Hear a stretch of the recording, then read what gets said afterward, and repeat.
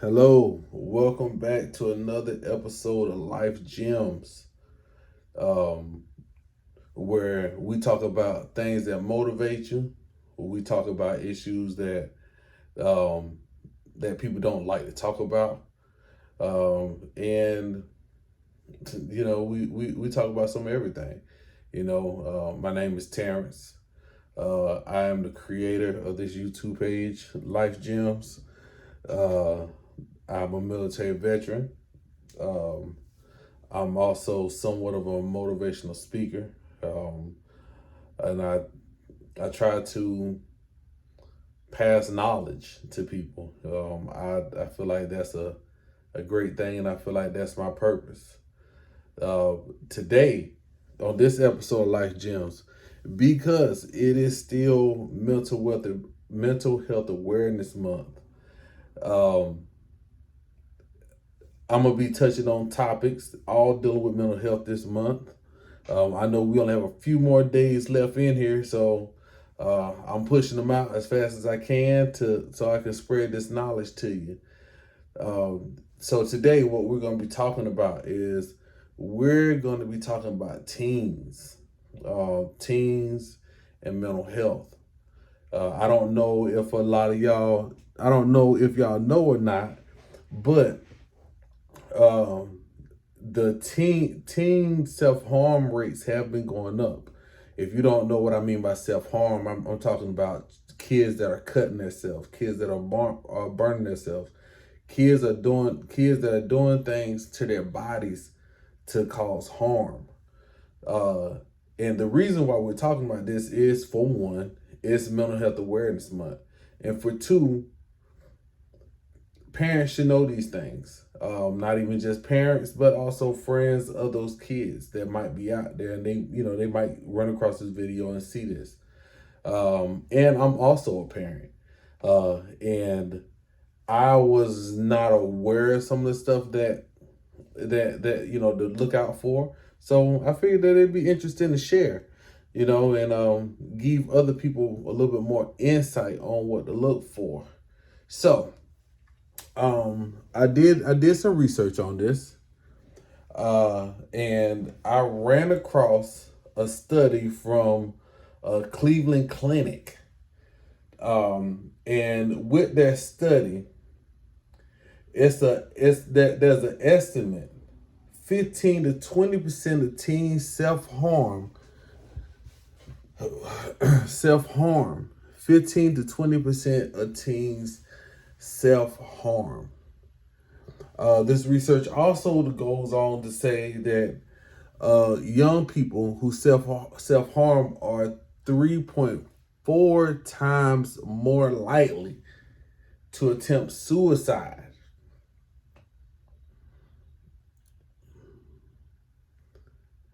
I want to think about them numbers, like them some big numbers. 15 to 20% of teens self harm. That's a lot. And those teens are 3.4 times more likely to try to commit suicide over their peers. Uh, and that is painful. That's horrific. Like that's scary.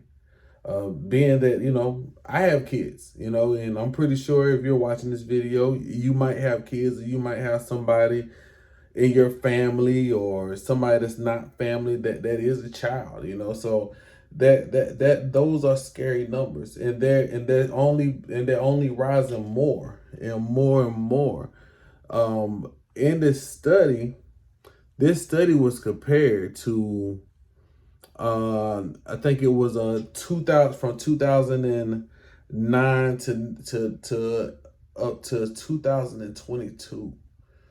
So that was just probably around the end of last year that they did this survey of these children that they're trying to end their lives.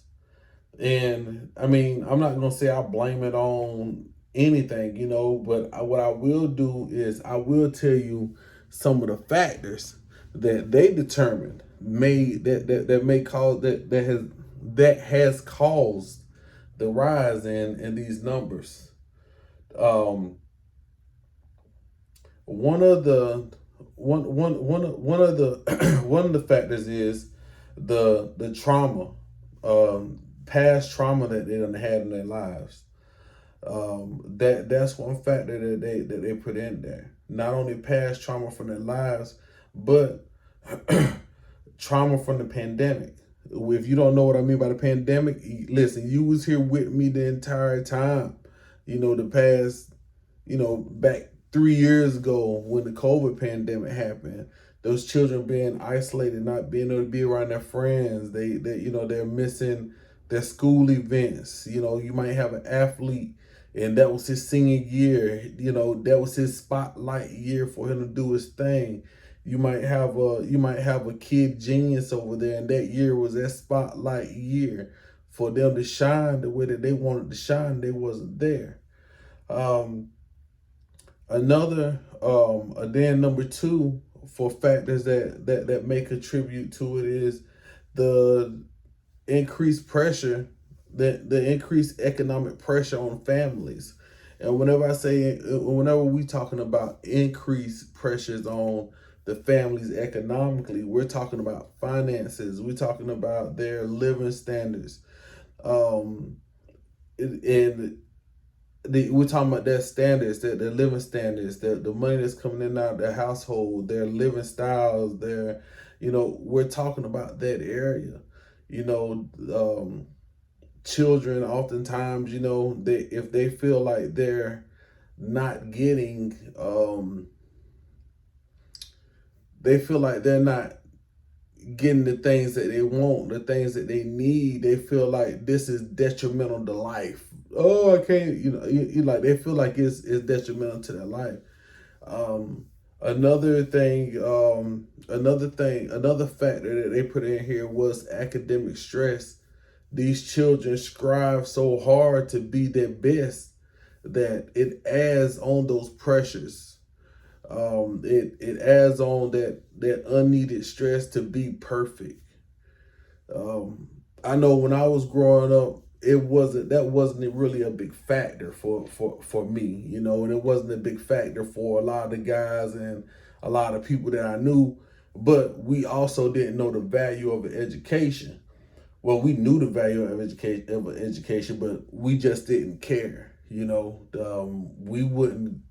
I didn't care if I got an F, C, B, D, or A. Now, give and take, I should care about it. I should have cared about it because I probably would be a few more steps ahead than what I am now. And if you are a parent, I don't know. I'm pretty sure everybody parent differently, but with my daughter, for example, she pushes herself in school. She pushes herself sometimes so hard in school where it's almost scary. Like she's big on her grades. She big on how her teachers feel about her. So with me, what I do with her is I stay there motivating her. Not motivating her to push herself so hard, but I let her know that it's okay. I let her know that it's okay not to make that A. It's okay not to make that B.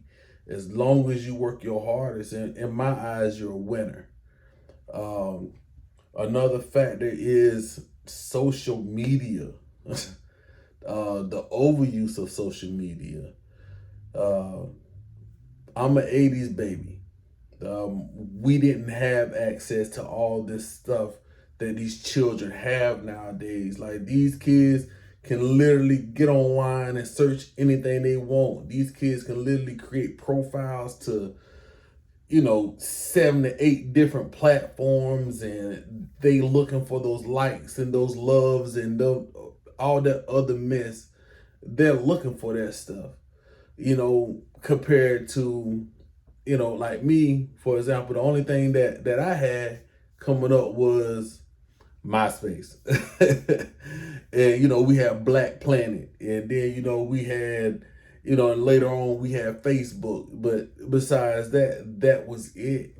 So that pressure from social media, though that pressure from posting a picture and not getting a bunch of likes, because it makes a child sometimes, if they're not validated, it makes them feel like they're ugly or they're not enough.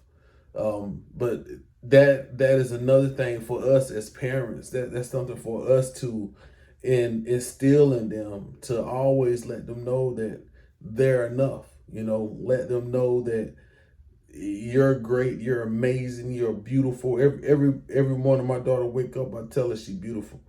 And she brought home the 70. She brought home, like I tell that every day, because I don't want her to be engulfed in this era where everybody value this social media mess, because that ain't what it is. A lot of times, all those people on social media that be out there putting up this I call it a stunt. These stunts of being wealthy and beautiful and all this other mess, half of them are full of filters. They don't really look like that. Remove the filters, let's see how they really look. Remove the makeup, let's see how they really look. And and so I try to aim to keep my daughter from that social media stuff, and I try to keep her in other things to help her brain actually grow, such as piano and different types of camps and stuff. Um, and then the last factor that they say contribute to children self-harming, which is a shame, but I went through it when I was young too, except it was different. When I was younger, it was physical. You be young, you might run into a bully at school or something like that. You can avoid them situations somehow, some way. And then like it was different. See, nowadays, because of social media, what you have now is cyberbullying. And I feel like cyberbullying is really big, because it's not stationary. If you know what I mean, like it's not in one spot, like it's as a whole. Like a person could take a picture, of me right now and post it on any platform they want to, start cracking jokes about me, start talking about me, start a room about me, and it could continue to be carried on by the internet. Like and not by just those people in that one area where they are from. Like it could be from people from all over the world. Cyberbullying is a big one when it comes to these kids. And I mean, I don't know, it's a shame. Um, those are I named off six. Those are just six different factors that that's contributing to this whole self-harm stuff that these children are doing today. Um, and like, and parents, you have to be on it. Like, you have to watch your kids, because everybody doesn't mean your child well. And it's a shame. Like honestly, it's a shame. Like it's heartbreaking. Um, if a person is self-harming, I'm not even gonna say a child. This is a person in period. Child, adult, or child, teenager, or whatever. If an individual is self-harming, there are warning signs of them self-harming. One thing that you can look for is injuries. Those can be cuts, scratches, burns, branding, skin picking, hair pulling, hitting or punching on self. And let me see. Let me resort back to my study right quick.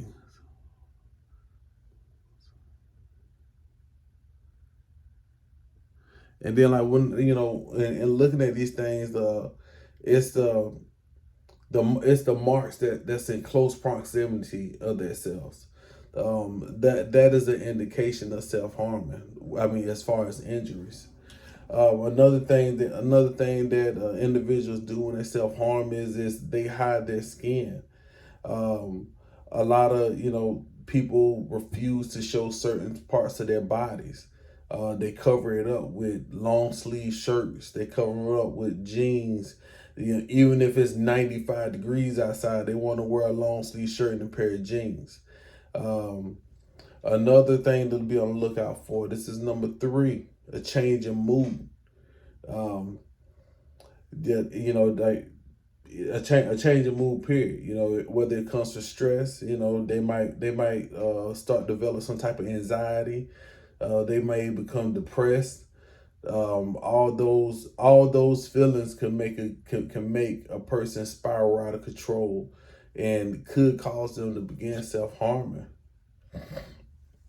No, a fourth a fourth indicator is a triggering event. That can be, honestly, that could be anything. That could be um,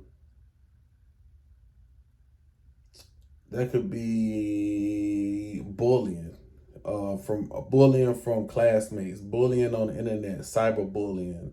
That could be falling out with a peer group that they may interact with in school, or a peer group that an individual may interact with. Period. And the other one, I mean, that could look like a rejection from a significant other. Um, so that could go either way. If you think about a triggering event, I mean, a triggering event could be as much as losing a family member. Um, so that's another one. Another thing is the fifth one is a person being fascinated with self harm. Yeah, I know that's weird. Like, how in the world will we know they're fascinated with self harm? But if you see with technology nowadays, though, if parents really really wanted to be on it, and they wanted to, if parents really want to be on it, they really want to know. A good thing that, well, not a good thing, but one thing that you can do is install the search, like the search stuff on your child's phone. See what they're looking at.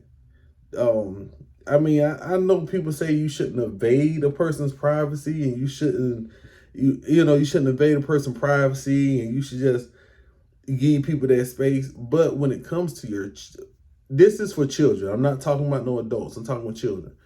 But when it comes to your child, when it comes to my child, at least, I'm gonna look. I don't have no problem looking. If my daughter don't have a phone, like I said, I don't do phones with my daughter. But if my daughter did have a phone, I'm gonna go through that phone the way I want to, because who paid the bill? I am. And I want to know if she's looking at this type of stuff, because if she's looking at this type of stuff, then I ain't gonna say she's thinking about it, but it's out there. It's putting a thought in their head that shouldn't be present there. Now, I want to get ahead of before it happens. So monitor your kids' social media activity, because I am aware that a lot of parents don't monitor their children's social media activity. Um, and whenever they fascinate with this self harm stuff, they might start watching videos. They might start reading books about self harm. It's numerous of factors. And if you're on top of it, not on top of it, but if you're kind of monitoring it and paying attention what's going on, then you can catch it before it get too bad. Um, the last the last one is isolation. Um, I don't know if y'all heard my story, with my battle with mental health, but one of the signs that occurred first was me isolating. I stopped being a social person. I stopped talking to people. A lot of times I was in my head. That is a sign. That's a major sign. If anybody, child or adult, starts to change their personality and they begin to start isolating to themselves, in my opinion, I feel like it's not a sign, but it's a great and it's a good indication, you know. And whenever somebody's doing that, you know, they start to isolate. It's good. It's good for them to know that there is and are people out there that love them. You know, they might be isolating, and you might say, well, they're not talking about harming themselves. They ain't talking about doing anything. But just from you sending that one text message, I love you, just from you just giving that one phone call out the blue, and they do answer, it goes a long way. And that's coming from somebody that self-isolated. That's coming from somebody that actually not self-harm, but has had suicide attempts. Those little small things like that, it goes a long way because it makes that person feel loved and it makes them feel like they're needed. Um, so it's good to do that. Well, that's what I want to share. That's what I want to share, guys. To the let me see. I think I got 38 subscribers right now. To the 38 subscribers that I do got out there, I thank you. I love you. For the people that's not subscribed, I love you also. Thank you for watching the video. And I want to say welcome to Life Gems. I hope to see you back here again. And just like I say in all my other videos, I am not a psychologist. I am not a licensed mental health therapist. This stuff that I'm putting out here is just to inform you of things. This stuff is just to open up and broaden your horizons on things. If you feel that